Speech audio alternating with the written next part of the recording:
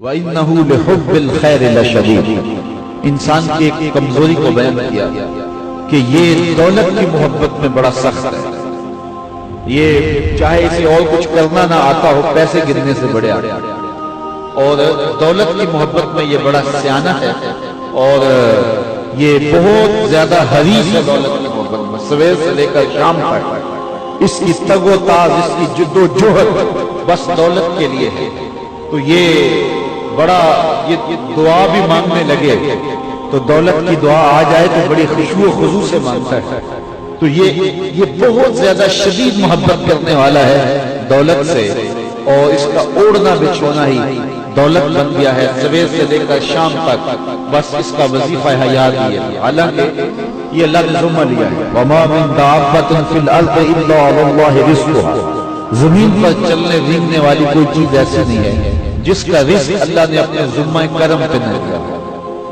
وہ تو جانوروں کو بھی رزق دیتا ہے۔ شکم مادر میں جب بچہ ہوتا ہے 120 دن کا تو فرشتہ آ کے اس کی عمر بھی لکھ جاتا ہے، اس کا رزق بھی لکھ جاتا ہے، اس کا شقی و سعید ہونا بھی لکھ جاتا ہے۔ لیکن اس نے اس قدر پریشانی لی ہے، جو رب کا ذمہ ہے اس کا اتنا کام تھا کہ کام پہ جاتا، مزدوری کرتا، محنت کرتا، کاروبار کرتا، بس باقی معاملات اللہ کے سپرد کرتا، درود پڑھتا اور کام کرتا بس۔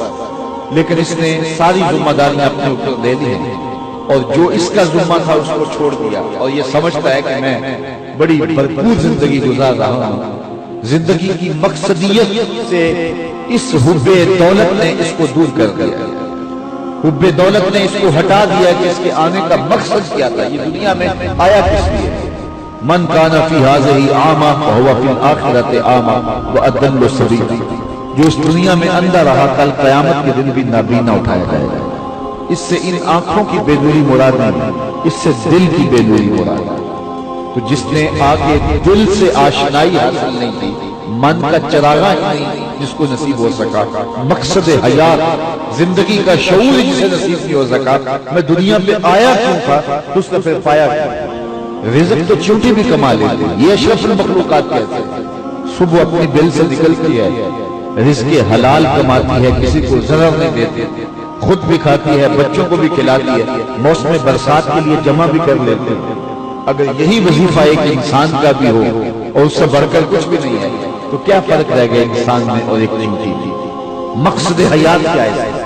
اکبر الہ آبادی مرحوم نے کہا تھا، کیا بتائیں احباب کیا کار نمایاں کر گئے، BA کیا، نوکر ہوئے، پینشن ملی اور مر گئے۔ کیا زندگی کا یہ مقصد تھا؟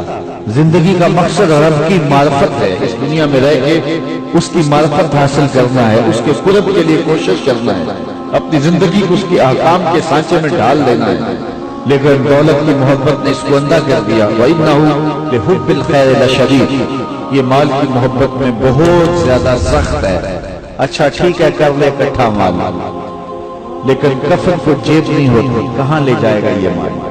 ساری دنیا پہ حکومت کرنے والا سکندر ذو القرنین جب مرنے لگا تو اس نے وصیت کی کہ میرے ہاتھ کفن سے باہر رکھنا، لوگوں کو پتہ چل جائے کہ خالی ہاتھ آ رہا ہے، جیب نہیں ہوتی، کہاں لے جائے گا یہ مال؟ ساری دنیا پہ حکومت کرنے والا سکندر ذو القرنین جب مرنے لگا تو اس نے وصیت کی کہ میرے ہاتھ کفن سے باہر رکھنا، لوگوں کو پتہ چل جائے کہ خالی ہاتھ آ رہا ہے۔